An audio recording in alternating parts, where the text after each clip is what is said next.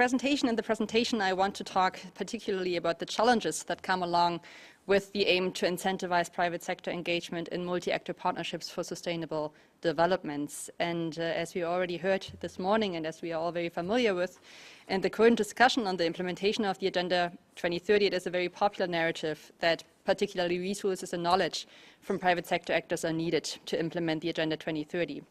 However, there are various challenges that come along with the intended inclusion of private sector actors in development cooperation, of which I will discuss particularly three by posing three questions. First, whom to partner with.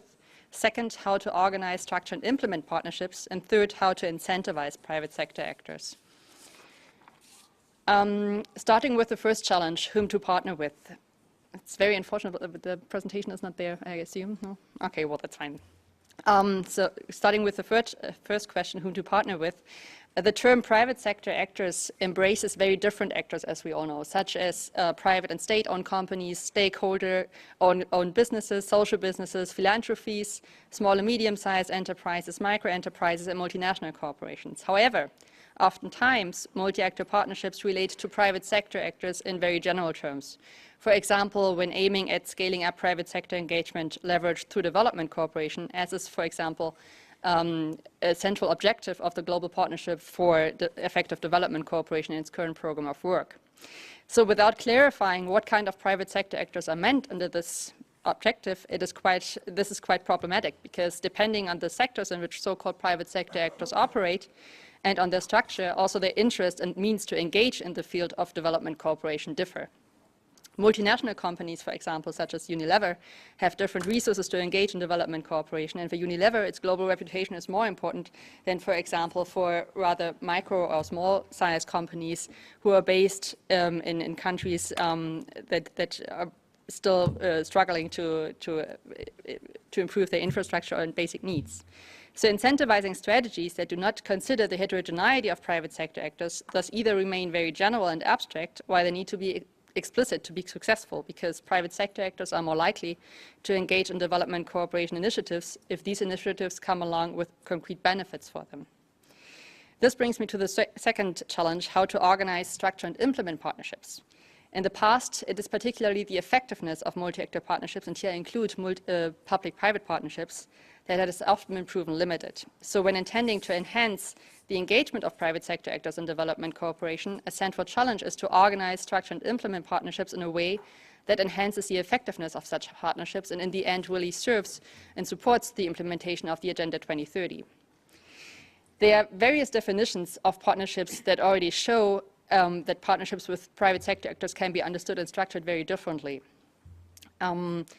I prepared some slides that should summarize the main characteristics often ascribed to multi-actor partnerships, and particularly it is this term, multi-actor partnership, that is also envisioned under SDG 17 and the Agenda 2030, which also leave this very open. So just to quote from the Agenda 2030 and from the SDG 17, multi-stakeholder partnerships are defined in this under this goal as partnerships that mobilize and share knowledge, expertise, technology, and financial resources to support the achievement of the Sustainable Development Goals in all countries, in particular developing countries. And here it is referred particularly to public-private, and civil society partnerships. But it is still left open what kind of sectors and branches are addressed. Of course, in the Agenda 2030, this has to be rather general, but it is the task for the political practitioners in the respective settings then to make this concrete and explicit. So in general, from the literature, from the academic debate, it is often, the multi-actor partnerships are often considered as such if they are composed of at least three different governmental, non-governmental, and private actors. And they are classified according to the target groups they address, according to their mandate and objectives and their structures. Multi-stakeholder platforms, on the other hand, constitute one specific type of multi-actor partnerships. So as a network, they are composed of different individual actors and multi-actor partnerships. They address a problem shared by all collaborating partners and focus on the provision of services to support multi-actor partnerships. Similar to multi-actor partnerships, multi-stakeholder platforms differ in view of the sectors and objectives they address, the management structures, the services they provide, and their scope. And under consideration of these definitions, typologies of multi-actor partnerships and platforms differ. For example, as multi-actor partnerships can be grouped according to the services they provide and their scope. And I listed on the slide some exemplary multi-actor partnerships that are linked to UN agencies and that illustrate South-South and triangular cooperation, which we are not able to see now, but it is possible to either group them, as I said, according to these services and their scope, or also according to the objectives that relate to the SDGs explicitly.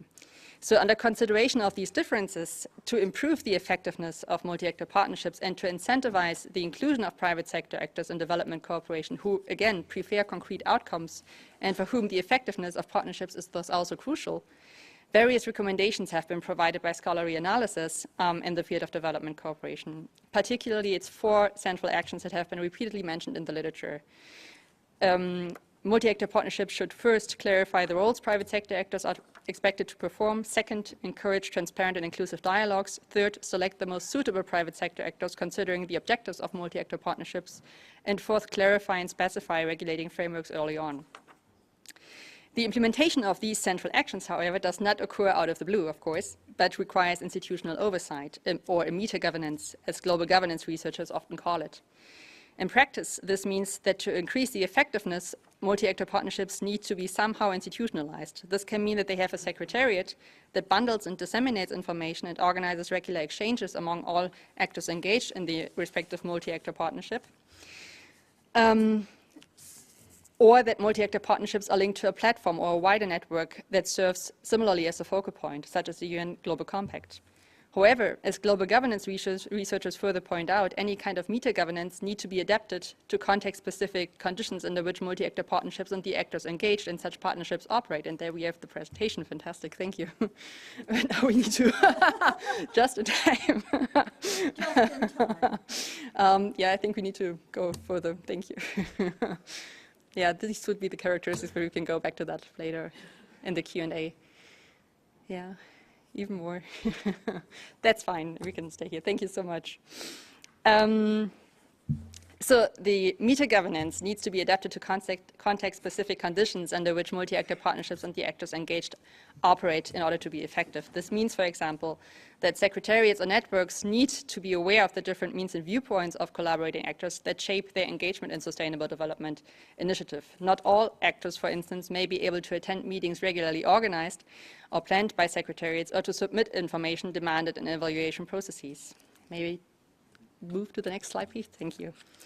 Coming to challenge number 3 now, and to the last challenge, and to the question how to incentivize private sector actors to engage in development cooperation explicitly. From what I presented in regard to the previous 2 challenges, we can already derive at 2 conclusions. First, it is necessary to adapt incentivizing, thank you, oh, great, incentivizing strategies individually to the private sector actors whose collaboration is envisioned, for example, by considering information gained from stakeholder dialogues at the local level. And second, it is much needed to take advantage of a proper meta-governance to improve the effectiveness of multi-actor partnerships, for example, by encouraging knowledge exchange and monitoring. In order to outline, however, what is in for the private sector actors that when engaging in development cooperation, and oftentimes it is particularly the access to emerging economies that is mentioned in this regard, it is similarly important to consider the specific multi-actor partnership, their scope and focus areas, and the specific private sector actors engaged in these multi-actor partnerships. Accordingly, and instead of outlining a bullet point or a shopping list of incentives that would have to remain rather abstract in general when referring to private sector actors in general, or limited to a small number of private sector actors or multi-actor partnerships investigated in detail, I would like to end this presentation by giving a voice to private sector actors themselves and to those who have been collaborating with them in the past, and to outline various disincentives that need to be considered and limited by those envisioning to incentivize the engagement of private sector actors in development cooperation. And so we were talking a lot about the time before. Yes. I will try to stick to my time limit and just read out some of the quotes from the interviews that I conducted in the past months. And I'm very happy to discuss them further in the Q&A later on. So here we read some of the statements from the interviews.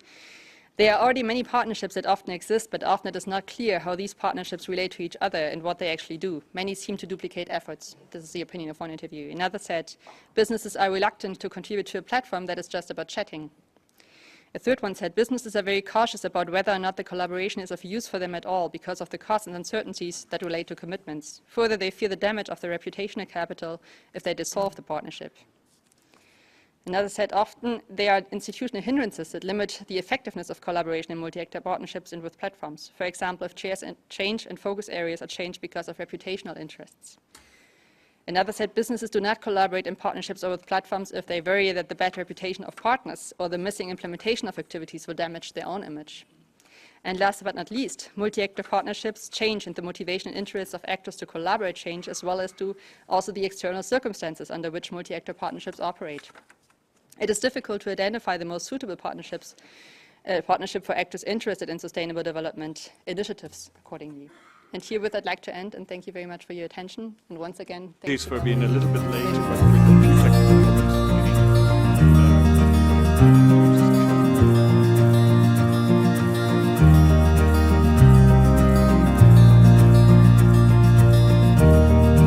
So please remember, if we all help and do a little bit, it will make a big difference.